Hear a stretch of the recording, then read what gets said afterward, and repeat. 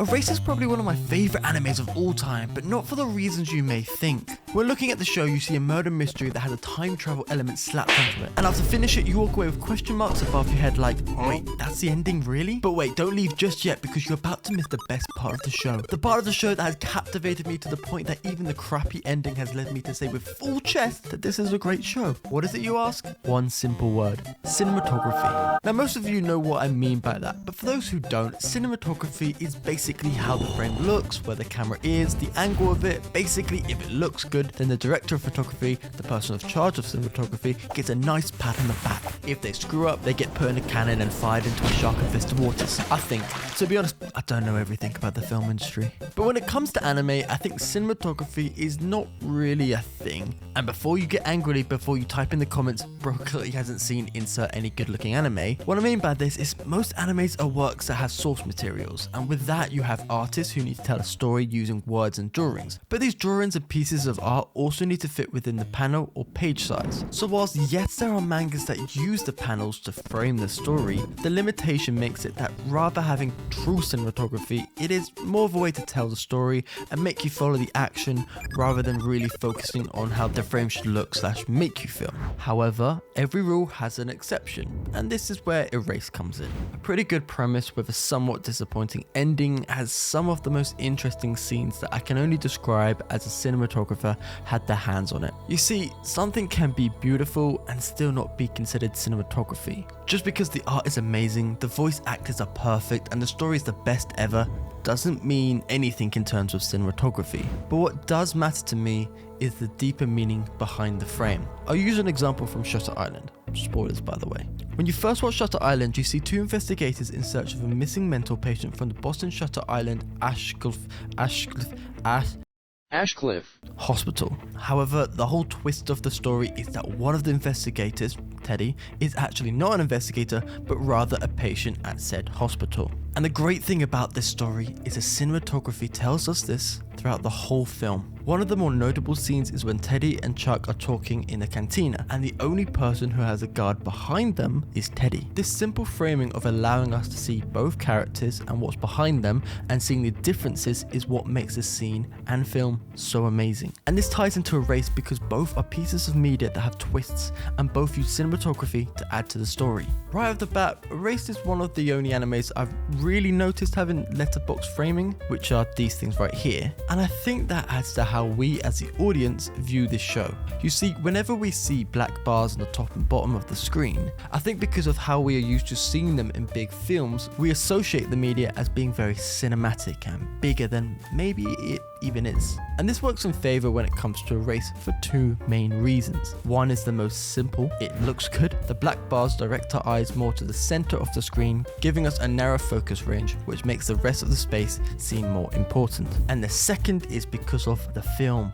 No, not like any film you go sit to watch, but actual real film. You see, when Satoru time travels back in time, we see two film elements that are used. One where he talks about revival, and the other when he does go back in time, and you see film sprocket holes used kind of like letterboxing. But why is this important to know when talking about cinematography in Erased?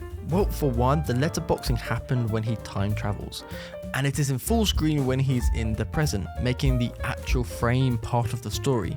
Yeah, a very simple one, saying, hey, we are in the present and hey, we're in the past. As well, it adds to the story, and the black bars imply that the story and the past are being rewritten, giving us a passive understanding of the stakes, as our knowledge of the time travel is limited, and the fact that Satoru doesn't know how to activate it, there is always a possibility that he has only one shot at preventing all these murders. If I'm honest, the reason I made this video is because of one scene. Are you ready to see it?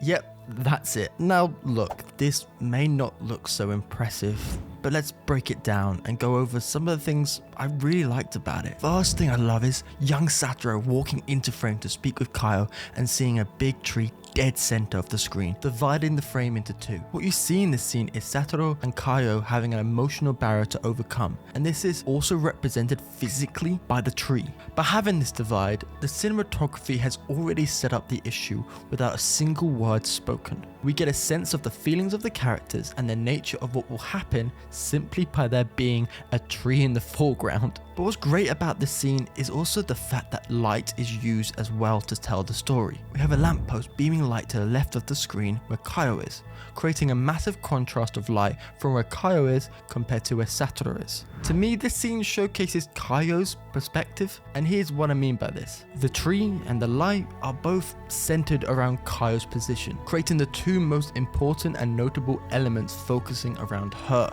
And this is why I think the scene's cinematography showcases Kaio's feelings towards Satoru. As to me, the light demonstrates a way of showcasing the start of their friendship by Satoru literally walking out of the shadows into Kaio's light to be able to be seen by her, and by doing that he moves past the barrier, overcoming it, and therefore starting this new connection. To be honest, this whole scene is jam-packed with so many other little bits that uses cinematography to help tell the story. The fact that when Kaio is saying that Satoru is pretending, we see a close-up of Kaio's face looking away from Satoru after she says, "I can't tell what you're really like." This frame choice is important. The close-up showcases how closed off she is. We barely see any background, and what we do see is out of focus.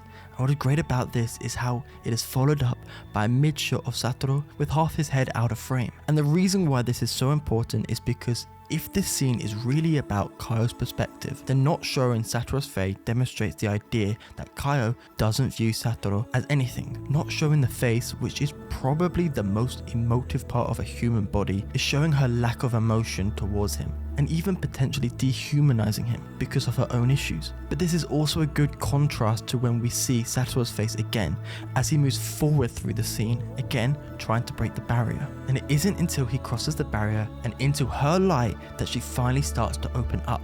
To me, this is how cinematography is used to really add to the story. You see, all these things I mentioned could have easily not been in the anime or utilized like this, and maybe you didn't even notice any of this, but that's okay, as the point of cinematography isn't for you to really notice per se, but it is to reinforce the ideas that you feel. And the beautiful thing about it is you can come to your own conclusion and you'd still be right. It isn't for me to tell you how the scene should make you feel, or if the tree is a barrier and the light represents her warmth of a person, but instead it's for you to come up with your own ideas and really home in if you feel that the scene added to the story, because for me, it did so much. However, the point of the show is to create a murder mystery where we follow someone who knows what is about to happen and try to figure out who is the person responsible. And sadly, where the anime is lackluster is the very predictable and poor ending it had. And I think this was in part due to the fact that the story and the cinematography were working against each other, as there were not many options for us as the viewer to really pick who could be the murderer. You see, in episode 3, we see what is quite clearly a red herring. Kaio's mother is clearly abusing her to the point of bruising, but to me that just showcases of why this is a red herring, as the point of the scene was to make the audience think maybe her mum did it, maybe her mum killed her own daughter.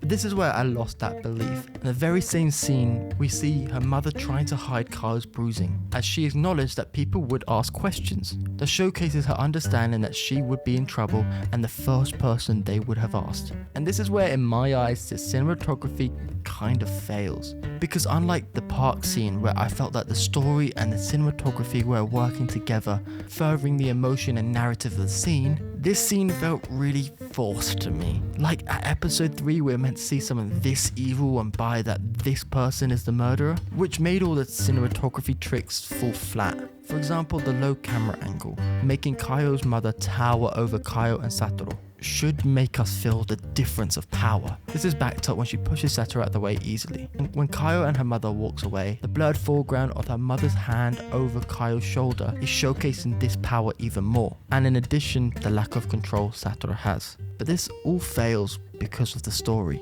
Look, I'm not an expert of cinematography. I want to be very clear on that. These are all just my own opinions, and it's okay if you disagree with me. However, look at me with a straight face and tell me that this scene was meant to make us believe that she is the big bad guy. Because when watching it, all I could think of was, this feels so forced. And cinematography couldn't do its job if the story doesn't work with it. You see, I like Erased, I really do, but my biggest issue with the story is the fact that whilst I think the cinematography adds to the whole piece, it is the story itself that makes it hard for me to really get into it.